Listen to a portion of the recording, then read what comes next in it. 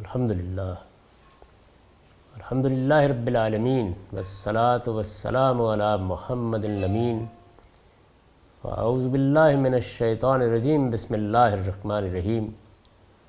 خواتین و حضرات، سورہ بقرہ کی تمہید میں آیت 37 زیر بحث ہے۔ یہ اسی سلسلے کی آیت ہے جس میں اللہ تعالیٰ نے دو واقعات سنائے ہیں۔ ایک واقعہ آدم کی تخلیق کے موقع پر فرشتوں کے ساتھ مکالمے کا ہے، جس کا نتیجہ یہ ہوا کہ اللہ تعالیٰ کی وہ اسکیم بالکل واضح ہو گئی ہے جس کے تحت یہ دنیا بنائی گئی ہے۔ دوسرا واقعہ اس امتحان سے متعلق ہے جس میں انسان کو ڈالا گیا ہے۔ یہ واقعہ اس کی نوعیت کو بہت حد تک واضح کر دیتا ہے۔ اس میں بات یہاں تک پہنچ گئی تھی کہ اللہ تعالیٰ نے آدم و حوا کو ایک باغ میں رہنے کے لیے کہا اور وہاں یہ پابندی لگا دی کہ جو نعمتیں بھی میسر ہیں ان سے فائدہ اٹھاؤ، لیکن فلاں چیز کے قریب نہیں جاؤ گے۔ ابلیس نے ان کو وہیں سے پھسلا دیا اور اس کے نتیجے میں وہ اللہ کی نافرمانی کر بیٹھے۔ چنانچہ یہ فرمایا تھا کہ اب یہاں سے اتر جاؤ، تم اور ابلیس آپس میں ایک دوسرے کے دشمن ہو۔ زمین پر ایک خاص مدت مقرر کر دی گئی ہے جس میں یہ جنگ جاری رہے گی اور اس کے بعد تم ہماری بارگاہ میں حاضر کیے جاؤ گے۔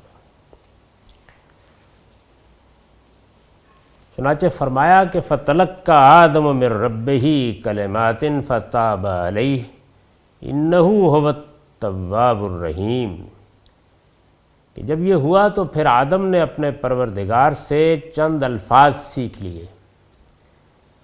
عربیت کے اسلوب پر آگے کے فعل سے واضح ہے کہ توبہ کے چند الفاظ سیکھ لیے۔ یہ پہلا الہام ہے، یعنی اللہ تعالیٰ نے جب یہ دیکھا کہ آدم میں ندامت کا احساس پیدا ہو گیا ہے تو اپنی خاص عنایت سے اس کو بتایا کہ اب میرے حضور میں توبہ کیسے کرنی ہے۔ یہ ٹھیک وہ تعلق ہے جو انسان کی فطرت کے ساتھ وحی کا ہمیشہ سے رہا ہے۔ یعنی ہمارے اندر ایک عرش پیدا ہوتا ہے، داعیہ پیدا ہوتا ہے۔ وہ داعیہ ہماری اپنی فطرت کے اندر سے اٹھتا اور ایک اجمالی علم کی صورت اختیار کر لیتا ہے۔ پھر اللہ کے پیغمبر آتے ہیں اور ان کو وحی کے ذریعے سے یہ بتایا جاتا ہے کہ اس اجمال کی تفصیل کیا ہے۔ چنانچہ یہاں بھی یہی ہوا کہ توبہ اور ندامت کے داعیات تو آدم و حوا میں پیدا ہوئے، لیکن ان داعیات کے نتیجے میں اب انہیں کیا کرنا چاہیے، رجوع کرنا ہے، توبہ کرنی ہے، اپنے پروردگار کی طرف لوٹنا ہے، اس کے لیے کیا طریقہ اختیار کیا جائے۔ تو جس طرح ہمیں عبادت کے داعیے کی تسکین کے لیے عبادت کا طریقہ سکھایا گیا ہے، اسی طریقے سے پہلا الہام ہوا اور انہیں وہ دعا سکھائی گئی جس کے ذریعے سے وہ توبہ کریں۔ چنانچہ اس پر میں نے لکھا ہے، اس لیے کہ انسان اپنی فطرت کے لحاظ سے کوئی مجرم نہیں ہے۔ یعنی چند الفاظ ان کو القاء کیے گئے اور ان کے ذریعے سے آدم و حوا نے توبہ کی۔ اس لیے کہ انسان اپنی فطرت کے لحاظ سے کوئی مجرم نہیں ہے۔ وہ اگر گناہ کرتا ہے تو اس وجہ سے نہیں کرتا کہ وہ ازلی گناہ گار ہے۔ یعنی مسیحیت نے تو یہ عقیدہ قائم کر لیا کہ انسان نے جب اس درخت کا پھل کھا لیا تو اس سے یہ متعین ہو گیا کہ وہ ازلی سے ایک گناہ گار مخلوق ہے اور وہ اس گناہ کی پاداش سے نکل نہیں سکتا، یعنی اس کی کوئی صورت نہیں ہے۔ یہ بالکل اسی طرح ہے کہ جیسے آپ کسی شخص کو یہ بتائیں کہ یہ دنیا ایک امتحان گاہ ہے، تم نے شعور کی آنکھ کھول لی، جب تم سے کوئی جرم صادر ہو گیا تو بس سمجھو کہ ہمیشہ کے لیے ناکام ہو گئے۔ آدم کے جرم کو یہی حیثیت مسیحی علم کلام نے دے رکھی تھی۔ قرآن مجید نے یہ واضح کر دیا ہے کہ ایسا نہیں ہے، انسان اپنی فطرت کے لحاظ سے کوئی مجرم نہیں ہے۔ وہ اگر گناہ کرتا ہے تو اس وجہ سے نہیں کرتا کہ وہ ازلی گناہ گار ہے، بلکہ اللہ تعالیٰ نے اختیار و ارادہ کی جو نعمت اسے عطا فرمائی ہے اس کے سوء استعمال کی وجہ سے گناہ کرتا ہے۔ یعنی جو چیز اس کو دی گئی ہے وہ ایک عظیم نعمت ہے۔ یہ دیکھیے کہ یہ دنیا جس میں ہم بستے ہیں اس میں جبر کا قانون کار فرما ہے، اور انسانی شخصیت کے معاملے میں بھی یہی قانون کار فرما ہے۔ مجھے کہاں پیدا ہونا تھا، کس زمانے میں پیدا ہونا تھا، میرے والدین کون ہوں گے، مجھے کیا صلاحیتیں دی جائیں گی، میری کیا شکل و صورت ہوگی، مجھے کیا ماحول میسر آئے گا، ان میں سے کوئی چیز بھی نہیں ہے کہ جس میں میرے ارادہ و اختیار کو کوئی دخل ہو۔ لیکن یہ انسان ہے کہ جس کو پھر ایک دائرہ ہے، اخلاقی دائرہ، جس میں ارادہ و اختیار کی نعمت سے نوازا گیا ہے۔ یہ اپنی جگہ پر جس طرح کہ میں نے عرض کیا ایک بہت بڑا خیر ہے، یہ معمولی چیز نہیں ہے۔ یہی ارادہ و اختیار ہے جس میں ہم اپنی صلاحیتوں کے لحاظ سے اعمال انجام دیتے ہیں اور دنیا میں اس کے کچھ نتائج نکلتے ہیں، اور یہی ارادہ و اختیار ہے جس کے تحت ہم اخلاقی دائرے میں کچھ اعمال انجام دیتے ہیں اور اس کے نتائج دنیا اور آخرت دونوں میں نکلتے ہیں۔ بلکہ اللہ تعالیٰ نے ارادہ و اختیار کی جو نعمت اسے عطا فرمائی ہے اس کے سوء استعمال کی وجہ سے گناہ کرتا ہے۔ یعنی جو ارادہ اس کو دیا گیا ہے، جو اختیار اس کو دیا گیا ہے، اس کو غلط استعمال کر بیٹھتا ہے۔ یوں نہیں ہے کہ اس کے اندر کوئی مشین رکھ دی گئی ہے جو اس سے غلطی کراتی ہے۔ اس گناہ سے اپنے آپ کو پاک کرنے کے لیے اللہ تعالیٰ نے توبہ و اصلاح کا طریقہ اسے بتایا ہے۔ یعنی جو قانون بنایا گیا ہے وہ یہ ہے کہ ایک مدت مقرر کر دی گئی ہے ہر شخص کے لیے۔ اس مدت کے دوران میں اگر اس سے گناہ کا صدور ہو جاتا ہے، جیسے کہ آدم و حوا سے ہوا، تو اس میں یہ طریقہ رکھا گیا ہے کہ اس گناہ سے اپنے آپ کو پاک کرنے کے لیے انسان توبہ و اصلاح کا طریقہ اختیار کرے۔ اس کے لیے کفارے کا کوئی عقیدہ وضع کرنے کی ضرورت نہیں ہے۔ یعنی مسیحی علم کلام کو انسان کے ازلی گناہ سے اس کو نکالنے کے لیے پھر کفارے کا عقیدہ ایجاد کرنا پڑا، جس میں انہوں نے یہ بتایا کہ اللہ تعالیٰ نے اپنا بیٹا دنیا میں بھیجا۔ وہ بیٹا گویا خود ذات الہی کا جسدی ظہور تھا، اور وہ دکھ کی موت مرا، صلیب پر چڑھ گیا، اور اس کے نتیجے میں اس گناہ کا کفارہ ہو گیا۔ یہ بات شاعری کی حد تک جیسی بھی دلربا ہو، لیکن یہ حقیقت ہے کہ کوئی بنیاد نہیں رکھتی۔ قرآن مجید نے یہاں آدم و حوا کا قصہ سنا کر یہ بتا دیا ہے کہ اللہ تعالیٰ نے اسی وقت، یعنی اس کے لیے کسی بیٹے میں ظہور کی ضرورت نہیں پڑی، اللہ تعالیٰ نے اسی وقت ان کو توبہ کے الفاظ القاء کیے اور ان کے ذریعے سے انہوں نے توبہ کی۔ ارشاد فرمایا کہ فتاب علیہ، تو اس کی توبہ اس نے قبول کر لی۔ اس پر البیان کا نوٹ ہے کہ اصل الفاظ ہیں فتاب علیہ، ان میں علی اس بات پر دلیل ہے کہ یہ اقبلہ کے مفہوم پر متضمن ہے، یعنی تابہ کے ساتھ علی کا صلہ موضوع نہیں ہے، چنانچہ یہاں عربیت کے اسلوب پر تضمین ہو گئی ہے۔ مدعا کیا ہوگا؟ یعنی اللہ تعالیٰ کا التفات اور توجہ اسے پھر حاصل ہو گئی۔ یہ جو اقبال کے اندر مضمون ہوتا ہے وہ متضمن ہو گیا ہے۔ رحمت و عنایت کے اس مضمون کو قرآن نے آگے انہ هو التواب الرحیم کے الفاظ میں واضح کر دیا ہے۔ یعنی آگے جب یہ فرمایا کہ بے شک وہ بڑا معاف کرنے والا ہے، اس کی شفقت ابدی ہے، تو اس کو واضح کر دیا۔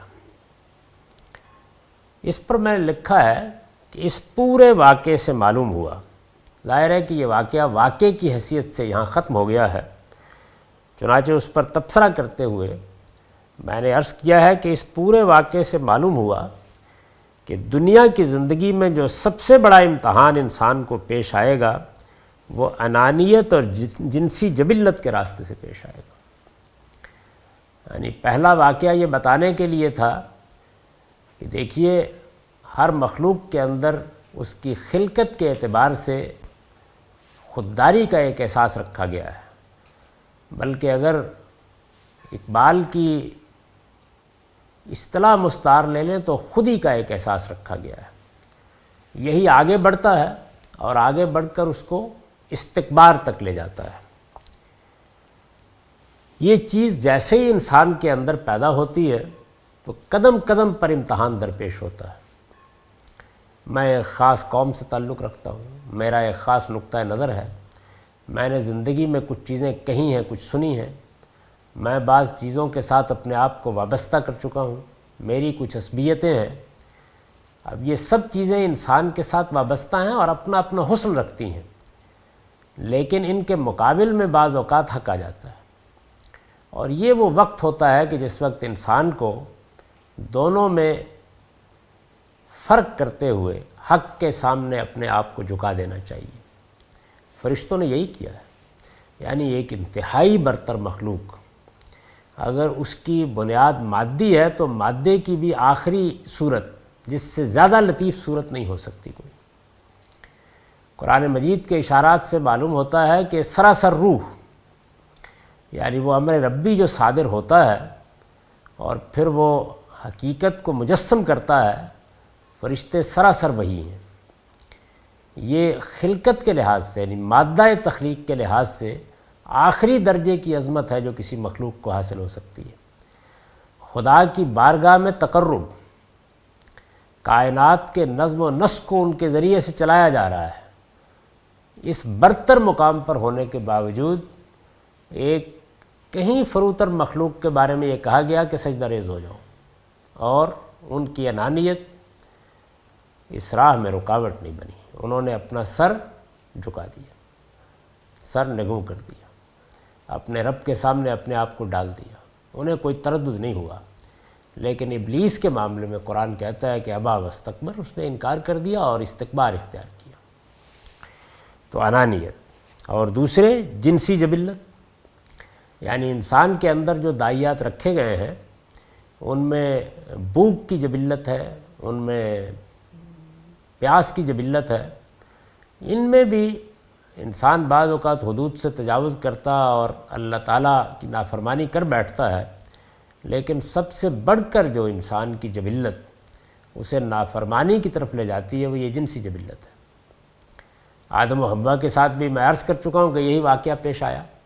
اس وقت تو میں نے اجمال کے ساتھ اس کے بعض پہلوؤں کی طرف اشارہ کیا ہے، اس لیے کہ یہاں وہ اصلاً موضوع نہیں ہے، لیکن سورہ اعراف میں یہ چیز تفصیل کے ساتھ زیر بحث آئے گی اور وہاں اس کے بہت سے مضمرات خود قرآن واضح کر دے گا۔ تو یہ امتحان ان کو جنسی جبلت کی وجہ سے پیش آیا۔ اس پورے واقعے سے یہ معلوم ہو گیا کہ دو بڑی چیزیں ہیں جو مظلہ قدم ہوں گی، ایک انانیت، دوسرے جنسی جبلت، یعنی باقی چیزیں ثانوی حیثیت رکھتی ہیں۔ پہلی صورت میں اسے فرشتوں کا نمونہ سامنے رکھنا چاہیے، یعنی جو تعلیم دی گئی وہاں، وہ تعلیم کیا تھی؟ وہ تعلیم یہ تھی کہ پہلی صورت میں اسے فرشتوں کا نمونہ سامنے رکھنا چاہیے۔ میں یہ عرض کر چکا ہوں کہ ابتدا میں عملی تعلیم ہی موضوع ہو سکتی تھی، یعنی الفاظ کیا صورت اختیار کریں گے، زبان کتنی ترقی کرے گی، ابلاغ کے رشتے کیسے محکم ہوں گے، انسان کا پس منظر تخلیق ہوگا، اس کے پس منظر میں ایک تاریخ ہوگی، اس کے ماحول میں کتنی تلمیحات، کتنے استعارے اور کتنی تشبیہات وجود میں آ جائیں گی، اس میں بلاغت و فساد کے کیا معیارات ہوں گے، یہ بہت بات کی چیز ہے۔ اس ابتدائی زندگی میں سب سے بہتر طریقہ تعلیم دینے کا عملی ہو سکتا تھا، چنانچہ یہ تعلیم دی گئی۔ پہلی صورت میں اسے فرشتوں کا نمونہ سامنے رکھنا چاہیے جو ایک برتر مخلوق ہونے کے باوجود اللہ کے حکم پر اس کے سامنے جھک گئے، اور دوسری صورت میں اپنے باپ آدم کا نمونہ جو شیطان کے بہکانے پر جذبات میں بہہ تو گئے، لیکن اس کیفیت سے نکلتے ہی فوراً اپنے پروردگار کی طرف پلٹ آئے۔ یعنی گناہ تو ہوا، نافرمانی ہو گئی، اللہ تعالیٰ نے جو پابندی لگائی تھی اس پابندی کی خلاف ورزی کر بیٹھے، لیکن جیسے ہی اس ہیجانی کیفیت سے باہر آئے تو ندامت پیدا ہوئی، شرمساری پیدا ہوئی، اور پھر شرمندگی اور ندامت کے ساتھ اپنے پروردگار کی طرف متوجہ ہوئے۔ یہ وہ چیز تھی کہ جس نے یہ بتا دیا کہ گناہ ہوگا، غلطی ہو جائے گی، لیکن جو چیز مطلوب ہے وہ یہ ہے، یعنی اللہ تعالیٰ نے اس کڑے امتحان میں نہیں ڈالا کہ جس دن پہلی غلطی یا پہلا گناہ ہو جائے گا اس کے بعد راندہ درگاہ، ایک مدت مقرر کر کے اس میں یہ گنجائش رکھی کہ اگر احساس ندامت پیدا ہو گیا ہے تو پھر اس کا اظہار توبہ کی صورت میں ہونا چاہیے۔ توبہ کا مطلب کیا ہے؟ یعنی یہ عزم کہ اب میں آئندہ یہ غلطی نہیں کروں گا اور میں اپنے رب کی طرف رجوع کرتا ہوں، اس سے معافی مانگتا ہوں۔ چنانچہ اللہ نے ان کی توبہ قبول کر لی اور انہیں برگزیدہ فرمایا۔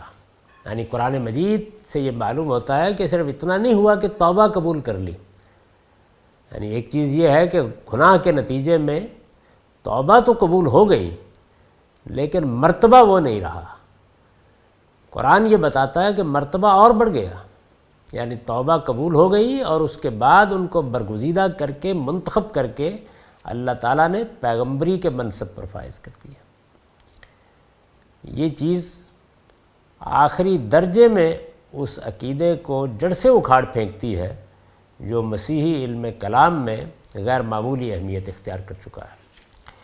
تو ارشاد فرمایا کہ توبہ کی تو اس کی توبہ اس نے قبول کر لی، بے شک وہ بڑا معاف فرمانے والا ہے، اس کی شفقت ابدی ہے۔ قُلْ نَهْبِطُوا مِنْهَا جَمِيعًا، ہم نے کہا تم سب یہاں سے اتر جاؤ۔ اس سے پہلے بھی یہ الفاظ آ چکے ہیں۔ یہ آیت 36 میں ہے کہ جب شیطان نے ان کو پھسلا دیا اور جس حالت میں وہ تھے اس سے نکلوا کر چھوڑا تو اس موقع پر یہ فرمایا تھا وَقُلْ نَهْبِطُوا بَعْضُكُمْ لِبَعْضٍ عَدُوٌّ، اور ہم نے کہا یہاں سے اتر جاؤ، اب تم ایک دوسرے کے دشمن ہو۔ یہ الفاظ وہاں آئے اور اب پھر یہاں دہرائے گئے۔ قُلْ نَهْبِطُوا مِنْهَا جَمِيعًا، ہم نے کہا تم سب یہاں سے اتر جاؤ۔ اس پر البیان کا نوٹ ہے، یہ الفاظ 2 مرتبہ دہرائے گئے ہیں۔ ایک مرتبہ آدم علیہ السلام کی لغزش کا ذکر کرنے کے بعد اور دوسری مرتبہ یہاں ان کی توبہ کے بعد، یعنی دہرانے کا موقع یہ ہے۔ لغزش کے بعد یہ اس لغزش کا نتیجہ بیان کرنے کے لیے آئے ہیں، یعنی مطلب یہ ہے کہ یہ لغزش ہی تھی جس کے ہونے کا انتظار تھا، اس سے تعلیم مکمل ہو گئی۔ یعنی یوں نہیں کہ لغزش کے نتیجے میں اب سزا کے طور پر نکالے جا رہے ہو، یعنی جس تعلیم کے لیے یہاں رکھے گئے تھے اس میں اسی مرحلے کا انتظار تھا۔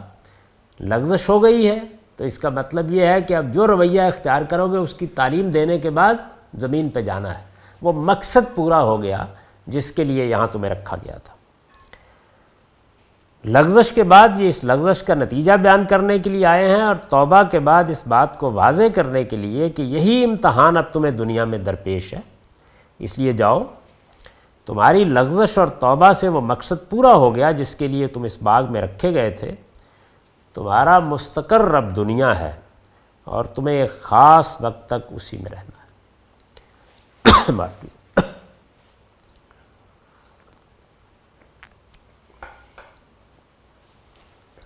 تو یہ دونوں مرتبہ ایک خاص پہلو سے آئے ہیں جس کو میں نے واضح کرنے کی کوشش کی ہے۔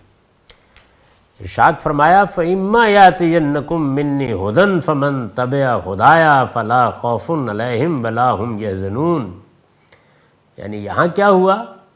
آدم و حوا سے لغزش ہوئی اور پھر خدا کی ہدایت آئی، یعنی انہیں بتایا گیا کہ اگر احساس ندامت ہے تو اس کی پاداش سے نکلنے کا طریقہ یہ ہے۔ دنیا میں بھی یہی اصول کار فرما ہے اور یہی اصول ہے جس کے تحت اللہ تعالیٰ نے نبوت کا سلسلہ جاری کیا، یعنی انسان کی فطرت میں جو حقائق الہام کیے گئے ہیں ان کے تحت وہ بالاجمال ان چیزوں سے واقف ہے جو امتحان کا ذریعہ بن رہی ہیں، اور وہ 2 ہی ہیں۔ ایک چیز یہ کہ وہ اپنے رب کی معرفت کے ساتھ دنیا میں جیے، یعنی وہ اپنی ماں کو جانتا ہے، باپ کو جانتا ہے، وہ اپنے اعزاء اقربا کو جانتا ہے، اپنے ملک اور اپنی قوم کو جانتا ہے، دنیا کو جانتا ہے، اس کے ساتھ یہ بھی جانے کہ یہ کائنات ایک خالق کے وجود پذیر کرنے سے وجود پذیر ہوئی ہے، اور یہ بھی جانے کہ وہ خود بھی کسی کی مخلوق ہے، اور پھر اپنے اس خالق کو پہچانے، اس کی ربوبیت کو سمجھے، اس کی حکمت کو سمجھے، اس کی اپنے اوپر رحمت و عنایت کو سمجھے۔ تو خدا کی معرفت۔ اور دوسری چیز خیر و شر کا شعور، یہ انسان کو دیا گیا ہے۔ یہ چیزیں ہیں کہ جن کے احساس و شعور کے ساتھ وہ منطقی نتائج خود بخود نکل آتے ہیں، جن کے تحت امتحان برپا ہے۔ لیکن اللہ تعالیٰ نے یہ اہتمام کیا ہے کہ یہیں تک بات نہیں رہنے دی، اس اجمال کو تفصیل میں بدلنے کے لیے، اس میں اگر کوئی چیز فراموش ہو جائے تو اسے یاد دلانے کے لیے، تذکیر کے لیے، نصیحت کے لیے، یاد دہانی کے لیے نبوت کا سلسلہ جاری کیا، تاکہ انسان کے اوپر حجت تمام کر دی جائے،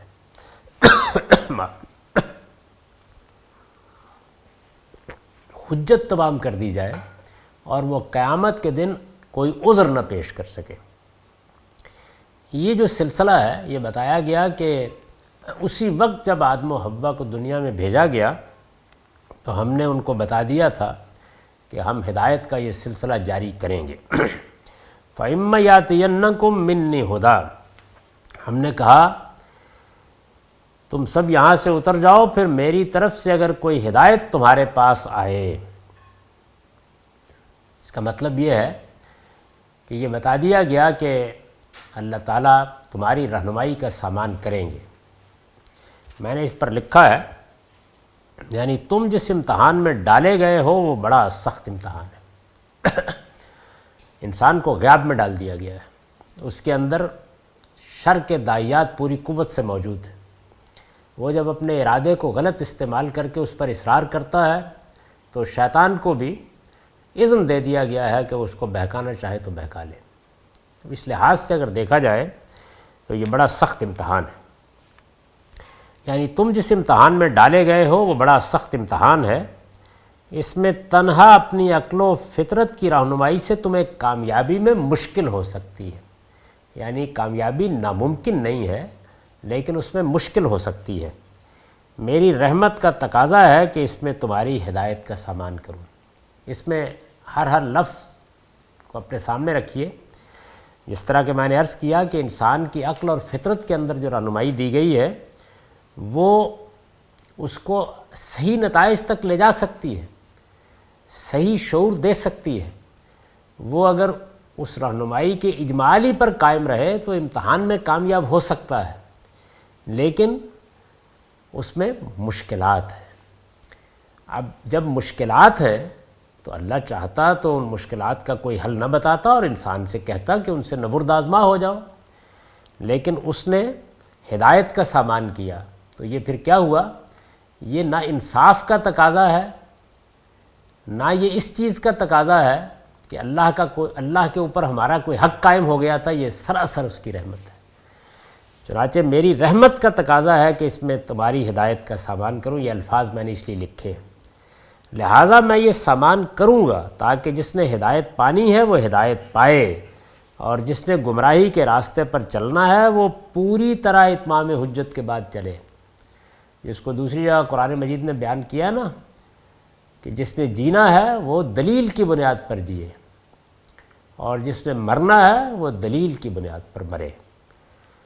جس نے گمراہی کے راستے پر چلنا ہے وہ پوری طرح اتمام حجت کے بعد چلے، اور جزا و سزا کے دن اپنا کوئی عذر نہ پیش کر سکے۔ تو اللہ تعالیٰ نے فرمایا کہ میری طرف سے اگر کوئی ہدایت تمہارے پاس آئے تو یاد رکھو کہ تم میں سے جو لوگ فمن تبع ہدایا، میری اس ہدایت کی پیروی کریں گے۔ یہ چند الفاظ ہماری اردو کے لحاظ سے جملے کا ربط قائم کرنے کے لیے میں نے نکال دیے۔ جو لوگ میری اس ہدایت کی پیروی کریں گے، اب اس کے بعد پھر ایک حصہ حذف ہے، ان کا صلہ جنت ہے۔ فلا خوف علیہم ولا ہم یحزنون، ان کے لیے نہ وہاں کوئی اندیشہ ہے اور نہ وہ کبھی غمزدہ ہوں گے۔ یہ جو الفاظ ہیں کہ ان کے لیے نہ وہاں کوئی اندیشہ ہے نہ وہ کبھی غمزدہ ہوں گے، اس پر میں نے لکھا ہے کہ قرآن مجید میں یہ الفاظ جنت کی تعبیر کے لیے خاص ہے۔ یعنی ان الفاظ کا دنیا سے کوئی تعلق نہیں. دنیا میں انسان کے لیے ممکن ہی نہیں ہے کہ وہ ماضی کے پچھتاووں اور مستقبل کے اندیشوں سے کبھی نجات پا سکے. ایسی کسی حالت کو فرض کرنا ممکن نہیں ہے. یہ چیز انسان کو جنت میں میسر آئے گی. جنت کی جو نہایت ہی دل نواز تعبیر ہے وہ یہی ہے، فلا خوف علیہم ولا هم یحزنون. یعنی ان کے لیے نہ وہاں کوئی اندیشہ ہے، نہ وہ کبھی غمزدہ ہوں گے. قرآن مجید میں یہ الفاظ جنت کی تعبیر کے لیے خاص ہیں. یعنی ایسی جگہ جہاں نہ مستقبل کا کوئی اندیشہ ہوگا اور نہ ماضی کا کوئی پچھتاوا. دنیا کی زندگی یہی کچھ ہے. اور جنت میں یعنی یہ معلوم ہوگا کہ بس انسان نہال ہو گیا، اس سے آگے اب کچھ سوچنے کی بھی گنجائش باقی نہیں رہی. اور انسان کی طبیعت میں جو تنوع اور جدت پسندی ہے اس کی رعایت بھی بتا دیا گیا ہے کہ پوری طرح ملحوظ ہوگی. یہاں تک کہ اگر کوئی پھل بھی دیا جائے گا تو یہ نہیں ہے کہ بس 10 20 50 100 1000 2000 پھل ہیں. نہیں، ہر پھل جب دوبارہ دیا جائے گا، ہر نعمت جب دوبارہ دی جائے گی تو وہ نئے ذائقے، نئے حسن، نئی لذت کے ساتھ سامنے آئے گی. اس وجہ سے جو لوگ یہ خیال کرتے ہیں کہ کیا انسان وہاں اکتاہٹ کا شکار تو نہیں ہو جائے گا، ان کو بتا دیا گیا ہے کہ نہیں، جنت کے اندر ندرت اور جدت کی کوئی انتہا نہیں. اور کیوں ہو؟ وہ آئیڈیل دنیا ہے جو اس نے بنائی ہے، جو اپنے بارے میں یہ کہتا ہے کہ اگر سمندر سیاہی بن جائے اور درخت قلم بن جائیں تو وہ میرے کلمات کا احاطہ نہیں کر سکتے. قرآن مجید میں یہ الفاظ جنت کی تعبیر کے لیے خاص ہیں. یعنی ایسی جگہ جہاں نہ مستقبل کا کوئی اندیشہ ہوگا اور نہ ماضی کا کوئی پچھتاوا. خوف اور حزن کے جو الفاظ اصل میں آئے ہیں وہ اسی مفہوم پر دلالت کرتے ہیں. یعنی جو الفاظ آیت میں استعمال ہوئے ہیں ان میں ایک خوف ہے اور دوسرے حزن. فلا خوف علیہم ولا هم یحزنون. اس لیے کہ خوف کسی پیش آنے والے خطرے کا ہوتا ہے. یعنی عربی زبان میں جب لفظ خوف بولا جاتا ہے تو اس کا مطلب یہ ہے کہ کسی ایسی چیز سے اندیشہ محسوس ہو رہا ہے جو ابھی سامنے نہیں آئی. اس لیے کہ خوف کسی پیش آنے والے خطرے کا ہوتا ہے اور حزن رفتہ و حاضر کے کسی نقصان کا. جب کہا جاتا ہے کہ غم، تو ظاہر ہے کہ کوئی چیز بیت جانی چاہیے. یعنی انسان کے ساتھ کوئی حادثہ ہوگا، کوئی معاملہ ہوگا جس پر وہ غم زدہ ہوگا. تو اس سے گویا ماضی اور مستقبل دونوں کا احاطہ کر لیا. دنیا کی زندگی اس کے برعکس اگر دیکھیے تو مستقبل کے اندیشوں اور ماضی کے پچھتاووں کا نام. یعنی دنیا کی زندگی کو اس کے برخلاف فرض کر لیجئے اور پھر جنت کو سمجھیے کہ وہ کیا جگہ ہے. لا خوف علیہم ولا هم یحزنون. اس سے واضح ہوا کہ انسان کا نسب العین ازل ہی سے جنت الفردوس ہے. یعنی اس بات سے یہ حقیقت واضح ہو گئی کہ اللہ تعالیٰ نے نسب العین کی حیثیت سے جو چیز انسان کے اندر ودیت کرتی ہے، جس کا داعیہ ودیت کر دیا ہے، وہ جنت ہے. یہ نہیں ہو سکتا کہ میرے اندر کسی چیز کے لیے ارج موجود نہ ہو، داعیہ موجود نہ ہو اور میں اس کو پا کر مطمئن ہوں. یعنی مجھے پیاس لگتی ہے اس لیے پانی سے مجھے تسکین حاصل ہوتی ہے. مجھے بھوک لگتی ہے اس لیے جب میں کوئی غذا کھاتا ہوں تو مجھے اس سے تسکین حاصل ہوتی ہے. میرے اندر جنسی جبلت موجود ہے اس لیے اس کی تسکین کا سامان ہوتا ہے تو وہ میرے لیے باعث تسکین بنتا ہے. بالکل یہی چیز جنت کے بارے میں بھی ہے. یعنی یہ آیات ہمیں بتاتی ہیں کہ یہ نسب العین شروع ہی سے اس کے سامنے رکھ دیا گیا تھا. چنانچہ یہ بتا دیا گیا تھا کہ جو لوگ بھی میری ہدایت کی پیروی کریں گے فلا خوف علیہم ولا هم یحزنون. نہ ان کو وہاں کوئی اندیشہ ہوگا، نہ وہ کبھی غمزدہ ہوں گے. اور اس کے برخلاف، اس کے برعکس کو بھی واضح کر دیا گیا تھا کہ والذین کفروا وکذبوا بآیاتنا اولئک اصحاب النار هم فیہا خالدون.